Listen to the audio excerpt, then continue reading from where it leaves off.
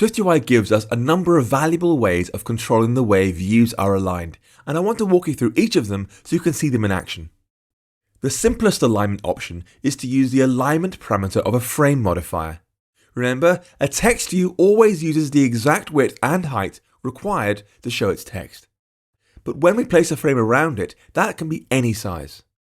As the parent doesn't have a say in the final size of a child, we can write some code to create a 300 by 300 frame with a smaller text view centered inside it.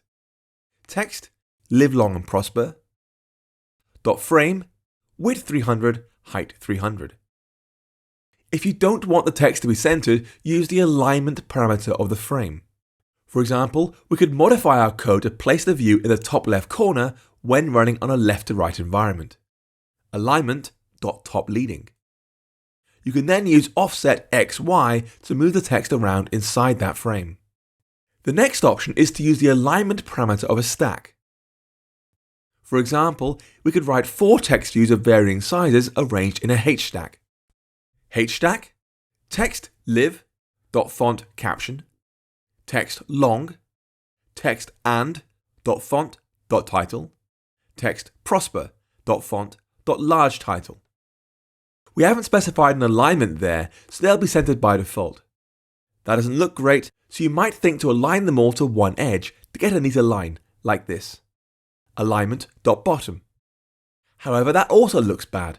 Because each of the text views have a different size, they also have a different baseline. That's the name for where letters such as A, B, C, D sit on the line, which excludes letters that go below the line, such as G, J, P, or Y.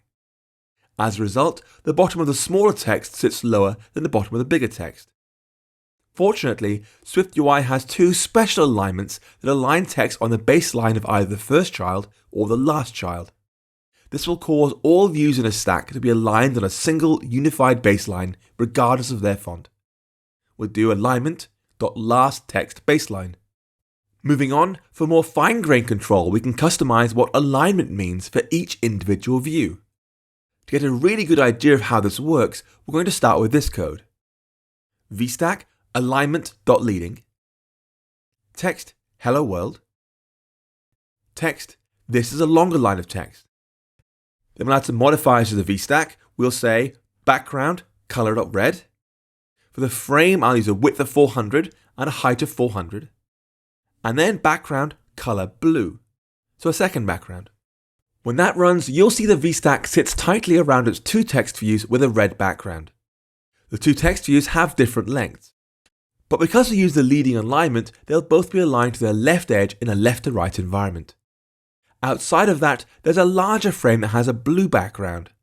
Because the frame's larger than the vstack is centered in the middle. Now, when the vstack comes to aligning each of those text views, it asks them to provide their leading edge. By default, this is obvious.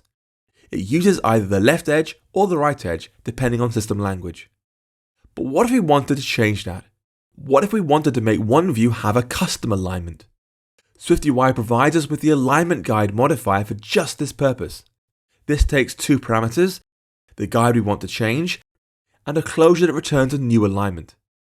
The closure is given a view dimensions object that contains the width and height of its view, along with the ability to read its various edges. By default, the leading alignment guide for a view is its leading alignment guide. I know that sounds obvious, but it's effectively equivalent to this. .alignment guide, leading, din, d.leading.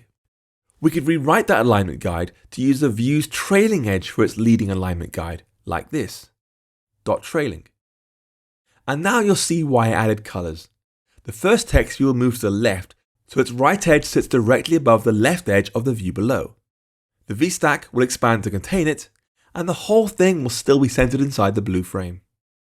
This result is different from using the offset modifier. If you offset a view, its original dimensions don't actually change, even though the resulting view is rendered in a different location. If we'd offset the first view, rather than changing its alignment guide, the vstack wouldn't expand to contain it. Although the alignment guide closure is past your view's dimensions, you don't need to use them if you don't want to. You can send back a hard-coded number, or create some other calculation. For example, we could create a tiered effect for 10 text views by multiplying their position by -10.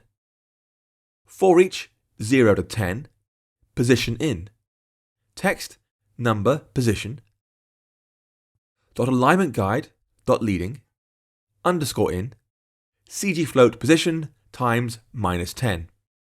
For complete control over your alignment guides, you have to create a custom alignment guide, and I think that deserves a mini video all of its own.